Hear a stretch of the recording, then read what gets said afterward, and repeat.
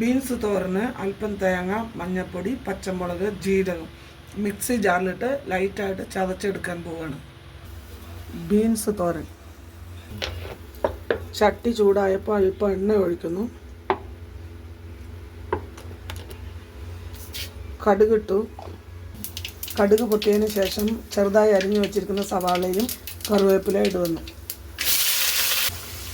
ഉള്ളി പകുതി വഴന്നതിന് ശേഷം അരച്ച് വെച്ചിരിക്കുന്ന മസാല അതിലേക്ക് ചേർക്കുകയാണ്.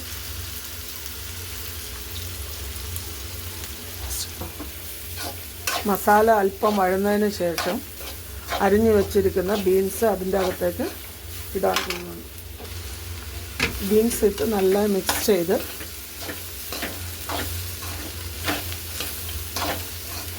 പാകത്തിന് ഉപ്പും ഇട്ട് അടച്ചു വെച്ച് വേവിക്കണം.